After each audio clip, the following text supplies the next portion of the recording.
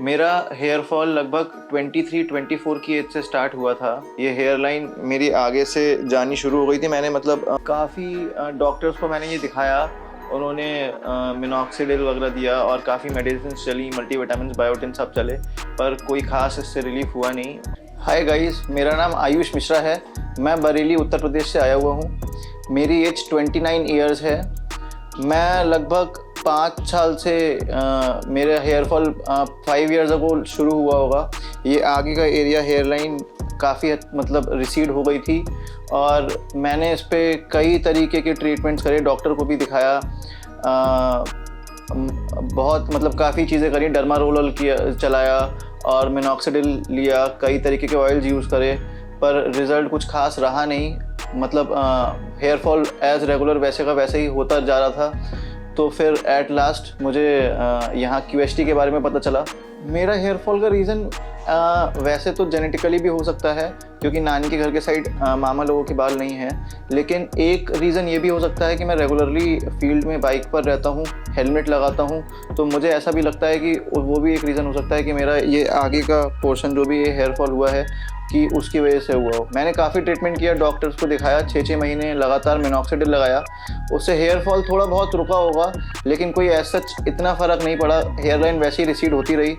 फिर at last मुझे यहाँ QHT क्लिनिक आना पड़ा। यहाँ आए, उसके बाद हमें पता चला कि जो हम वीडियोज़ में देखते हैं उससे कहीं ज़्यादा बेहतर यहाँ पर आके आपको एनवायरनमेंट मिलेगा। काफ़ी हेल्दी एटमॉस्फेयर है, काफ़ी अच्छा स्टाफ है, काफ़ी डॉक्टर्स बहुत अच्छे हैं। आप कोई भी कैसे भी डाउट्स लेके आएंगे, आपको बहुत अच्छे से जवाब दिया जाएगा। आपको ऐसा लगेगा ही नहीं कि आप कहीं प्रोफेशनल जगह पर बैठे हुए हैं, बिल्कुल आपको घर जैसा ट्रीटमेंट मिलेगा। मुझे डॉक्टर ने 3300 ग्राफ्ट बताए थे लगने के लिए, तो वो 3300 ग्राफ्ट पूरे लगे मेरे सर पर।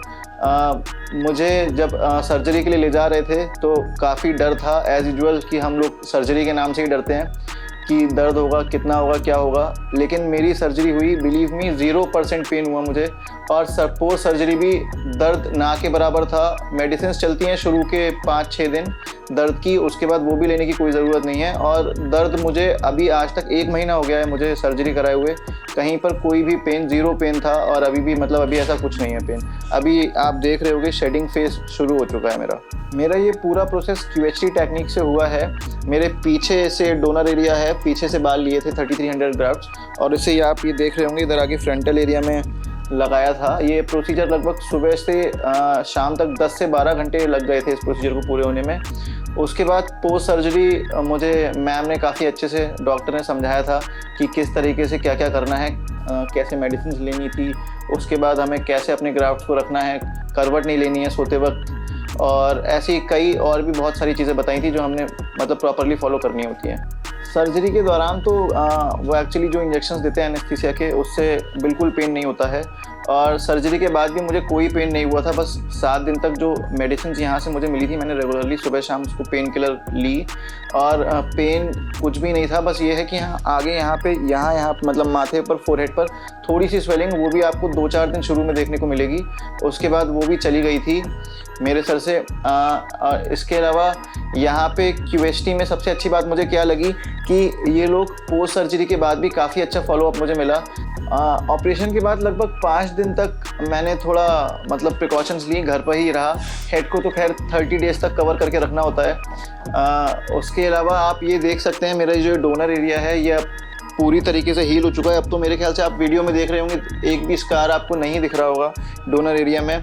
तो ये लगभग 4 से 5 दिन शुरू में दिक्कत हुई थी। उसके बाद क्या कहते हैं, डोनर एरिया आपको खुद ही ऐसा फील होने लगेगा कि अब ये हील हो चुका है। लगभग 10 दिन में आपको लगेगा कि डोनर एरिया आपका पूरी तरीके से हील हो चुका है। और आगे भी जो आपके यहाँ पे थोड़ा ड्राइनेस के चक्कर में वो पपड़ी वगैरह पड़ जाती है, वो भी लगभग 5 से 6 दिन बाद अपने आप जानी शुरू हो जाती है, और 10 दिन तक आपको पूरा एक क्लियर स्कैल्प मिल जाएगा। अप्रॉक्सीमेटली 5 डेज़ आफ्टर सर्जरी मैं डेली रूटीन में अपनी आ गया था। जो नॉर्मल काम मैं करता हूँ, टीचिंग प्रोफेशन है, वो अपना नॉर्मली कर रहा था, अपने हेड को कवर करके और थोड़ी बहुत प्रिकॉशंस लेके। इसके अलावा जो हैवी वर्कआउट या फिर ऐसी चीज़ें स्वेटिंग वाली, वो हमें डॉक्टर ने रिकमेंड किया कि हम 45 डेज़ के बाद करें, तो वो उसी के बाद शुरू करूँगा मैं। मेरा शेडिंग फेज़ लगभग 30 डेज़ के अप्रॉक्सीमेटली पर ही शुरू हुआ था, या 25 डेज़ आप बोल सकते हो। ये जो आप देख रहे हो ये अभी लगभग 5 से 6 दिन में ही ये बाल गए हैं। उससे पहले तक जो बाल लगाए थे जो रूट्स लगे हुए थे सर पर वो वैसे के वैसे ही थे। अभी 5 या 6 डेज़ में ही ये जितना भी ये शेडिंग फेज़ आया है और इससे एक्चुअली मैं पहले से अवेयर था, मुझे इतनी टेंशन नहीं हुई क्योंकि यहाँ के डॉक्टर्स ने और सब ने मुझे पहले ही बता रखा था कि शेडिंग फेज़ आता है, इसमें कोई टेंशन वाली बात नहीं है और ये मतलब थोड़े दिनों में रिकवर हो जाएगा और फिर नॉर्मल जैसे हेयर ग्रोथ होती है वैसी शुरू हो जाएगी स्कैल्प पर। अकॉर्डिंग टू मी, अगर आप हेयर फॉल से जूझ रहे हैं तो आपको परमानेंट सॉल्यूशन चाहिए तो एक बार आके यहाँ क्यूएसटी क्लिनिक ज़रूर आना चाहिए और एक बार यहाँ की इंक्वायरी करनी चाहिए। इसके अलावा यहाँ क्यूएसटी का एक्चुअली एटमॉस्फेयर बहुत हेल्दी है और आप जो टुकड़ों में अपने सर स्कैल्प पर डॉक्टर्स को दिखा के ट्रीटमेंट करते वक्त इन्वेस्ट करते हो 10,000 20,000, उससे बेटर है कि आप एक परमानेंट सॉल्यूशन के लिए जाओ। कोई इतना भी खास बहुत ज़्यादा खर्चा नहीं है, खाली मतलब ठीक ठाक खर्चे में आपके परमानेंट सॉल्यूशन आपको यहाँ मिल जाता है। जो मैंने रील्स और वीडियोस में देखा था क्यूएसटी के बारे में, बिल्कुल वैसे ही यहाँ पे आके एटमॉस्फेयर मिला है। हेल्दी एटमॉस्फेयर था, बिल्कुल आप अपनी फैमिली जैसा फील करोगे यहाँ आने के बाद और आपको जितनी भी डाउट्स वगैरह होंगे सब अच्छे से क्लियर करे जाएंगे। चलिए फिर मैं आप लोग को मिलता हूँ अपने नेक्स्ट वीडियो के नेक्स्ट पार्ट में। Thank you क्यूएसटी।